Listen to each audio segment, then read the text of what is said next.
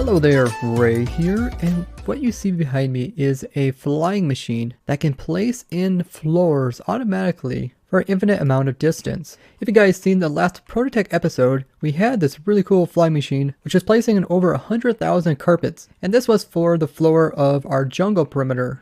You guys can check out that episode if you haven't seen it already. There's a really cool time lapse of the entire thing getting filled in automatically. And this is the actual fly machine in which we use. Now we come up with quite a few different fly machines to put in floors in the past. You can see them all lined up right here. Each is a little bit different to take advantage of something. If you're curious on how these all work, I will recommend you watching the previous video where I cover each of these individual flying machines and how they work. But today I'm going to be concentrating on this design here, which is a modified setup of our previous flying machine. Now in all the previous designs, we went ahead and just had a system to give the players items. Then the player would take those items, place it into the machine, and the machine would spread the items out as large as you want. So something like this, we have a larger setup, so you can kind of see how it works. The player would be standing over here.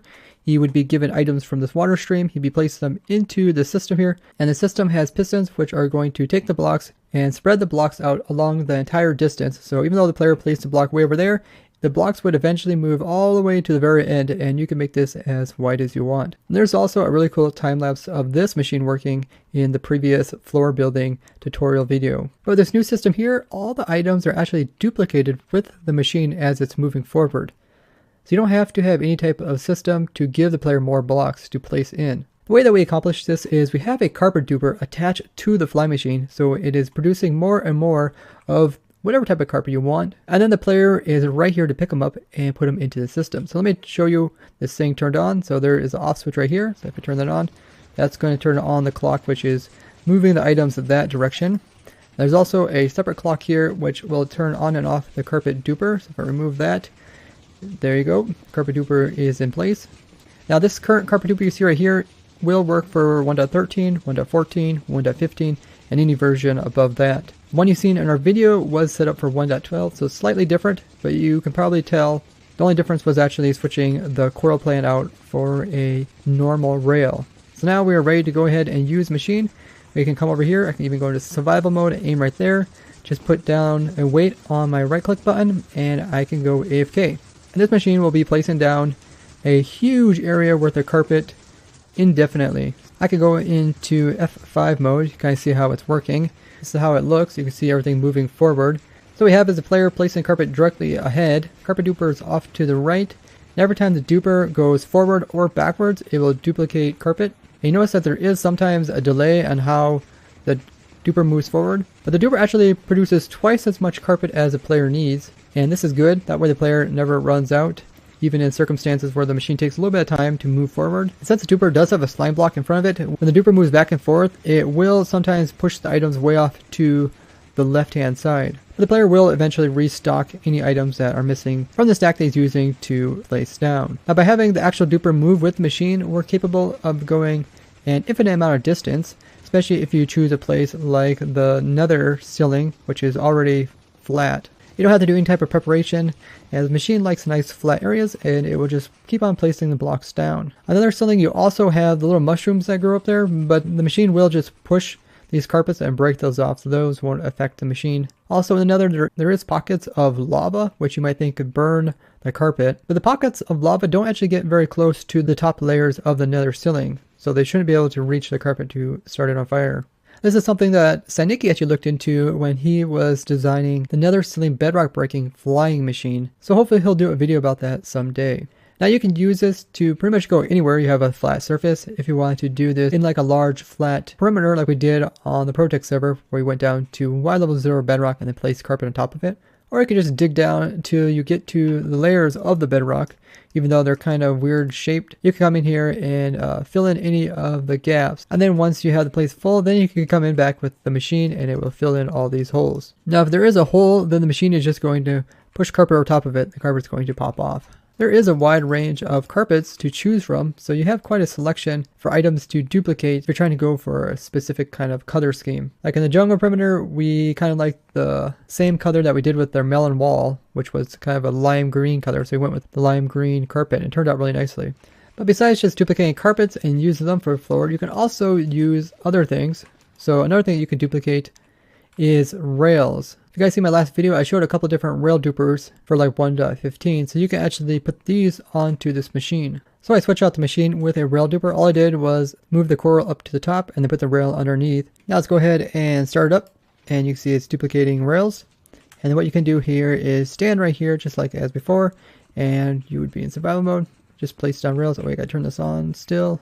Okay, and then you just right click and have the right click button held down. Now this machine is designed to fill in like a large area, so I guess if you have a really large area that you need to place down rails, you could use this machine if you don't want to manually place them in. But you could also use this to spawn proof it, as mobs will not spawn on top of rails. Now depending on which direction you place the rails in, you might get this kind of thing to occur, which is kind of odd looking, but I'm guessing if this got quite large, it would look pretty cool. Essentially what's happening is this rail here doesn't get updated when it's last placed, and instead it connects to the new rail that you place, and then it kind of stays that way, and the next one, same thing kind of happens, and it repeats. So it might actually look like a pretty cool design when you're done. Maybe we'll have to do that on the project server, make an entire floor just out of rails. Of course, there's quite a few different variations of the rails. Let's go ahead and stop this. You also got like your detector rails, your normal rails, and your activator rails. And each of these also work pretty much the same way as the powered rails. So if you go ahead and use these, you can kind of see they will straighten out eventually, just like the other ones. Same goes for the activator rails. They'll also try to straighten out, where the normal rails won't really do that. They'll just try to connect to whatever is close to them. So you can kind of see how they're just moving along and updating. It looks actually really strange how they're updating. But if you ever get like a straightaway area, then the rails won't kind of connect to other stuff, so then it looks normal. But maybe you could kind of start out by doing some weird design, and then the rails would continue to connect that way over and over again. So you could make some pretty cool patterns with the normal rails. Maybe if you had like a very large mob farm where you're picking up the loot with hopper minecart, you could use this kind of system to place down all those rails. The main problem is that hopper minecarts and minecarts in general are not very dependent over long periods of time. So here you can kind of see the results of the rails. They will eventually straighten out like this, and of course the normal rails will like to curve at the end of it. I actually designed a specific machine to make an infinite rail system across the nether. So if you're looking just to make a super long rail system, I actually designed one of those specifically. Not only it will allow the player to automatically place down all the rails while being AFK, it also powered them too, so they'll stay powered. So that all you have to do once you're done is hop on the rail system and then take off down it with your minecart. Pretty cool contraption. It's very small as well, so definitely check that out if you're looking to do a very long rail system. And of course the machine is all AFK and automatic. So I won't go over this device here or this one as it was covered in the previous video. I'm just going to talk about the extension that we added onto this. So what we got here is actually two extensions. We got a piston here which is moving this extension, and this only consists of this observer clock here. So just two observers back to back which are creating a pulse right over here. Then we have another extension which consists of this piston and this observer here. Every time it moves forward, the observers, this one as well as this one, are going to power these two pistons, pushing their two extensions in front of them. This extension consists of the actual duper, which is the sticky piston, these sticky blocks, and these pieces over here, and also this terracotta block.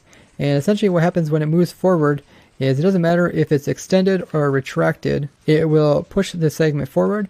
But the first thing it's actually going to do is push this segment. So this segment consists of the clock, and it'll get moved over here, so the clock won't be able to constantly be powering this piston over here. So let's see if I can illustrate that. Let's move this forward a little bit. So when I put this next block in, it's going to reach the push limit, and then this piston won't be able to extend, making the machine move forward. When it moves forward, what's going to happen is it's going to move the power source out of the way, and then shortly afterwards, it's going to push this segment forward. And by that time, the piston here will not be pulsing anymore, and it will be able to get stuck to one of these two slime blocks, depending if it's extended or retracted, and then moved forward with the device.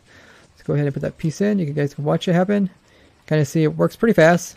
And then once they move forward, they can start up again. This clock here starts to pulse, and this piston starts to go back and forth and duplicate more stuff. Now in some cases, if you happen to start this at weird times, the piston can kind of get stuck, but once you find a timing that works, it should always work. You can kind of see how this clock over here and this clock over here are pretty much moving at the same pace, but they're not moving at the exact same time. So it might be possible to kind of start these two machines at the same time, and then maybe you wouldn't ever run into a problem where one gets left behind. So let me see if I can actually illustrate it occurring. Like there, it got kind of stuck back here, But once the rail came over here and updated this, it updated this piston, which made it push it forward. Now that I think about it, that's probably even a safer route than having that there. Let me just try that out. I think that will probably actually fix any issue of it accidentally get left behind, because now technically it won't even move forward until the player has placed in rails. If the machine moves forward, that device stays there until the player places in rails. Hey, I think that will fix any problems that people might have without synchronizing the two together. So that's up to you guys if you want to place in that observer or not. With this system here, it will take a couple more rails each time. Like from here to here, it's about 4 rails. So you'll place on 4 rails before the duper will start. The duper is producing twice as many rails as you need, so you should be able to replenish, especially if you got a longer strip than this. This strip is kind of short. And then to turn them off, you just need to place like a resin block here, and you want to place like a resin block along this piston here, so you can place it back here or on the side. Sometimes it's kind of hard to click on these moving pistons. Do you actually place a block there? So it's easier to place it like on the side there, and it won't affect anything else around here. Now when using this on single player, it's not too difficult to have the player be pushed along with blocks like in front of him like this, because there's really no disconnect between you and the server. On multiplayer, you might have problems that your player kind of clips into the block here and then gets pushed forward a little bit later. Now we never actually had this problem over the 20 hours which we put in our floor on the Protec SMP server, but it is possible for the server and the client to kind of disconnect. So your client might think the player is here, the server might still think the player is back here, and you might clip into this block in front of you. Now it is a block that won't suffocate the player, so you won't have to worry about damage, but it is possible that instead of you getting pushed back this direction, you might push out the side or something. Now there is a way to fix this if the machine would push the player while inside of a minecart, and you can do this with this system as well. So from here you should be able to reach that block down there. You can also click up on this trap door as well, and then when it moves forward, you should be able to move with it. Let's go ahead and try that. Yeah. So minecart was moved, so was the player. That might be a good way of doing it if you want to sit inside of a minecart and do that. Right up against the edge with this trapdoor here. That's what it looks like. And it looks like it's working good. And that's with the observer over there. So there's a lot of different ways you can do it. You just gotta be kind of creative when choosing a place to put your minecart. Now the items that get thrown over here will clump up, so there won't be that many entities here, and then they'll eventually despawn after 5 minutes. So you don't have to worry about a large amount of lag occurring from those. We really had a lot of fun designing up these machines, and it was a little tricky coming up with a system to move the dupers along with it, but we managed to get it to work. And if you're curious how any of these are built up, we will provide the world download in the description so you guys can come on and see how block for block to build these up. And I always recommend testing stuff like in a backup world before doing it up on your server. If you guys did enjoy this video, be sure to go ahead and share it with others so they can learn about cool things you can do with fly machines, as well as drop the video a like. If you're ever wondering what is the best way to support my channel, it's just by sharing what I do with other people who play Minecraft.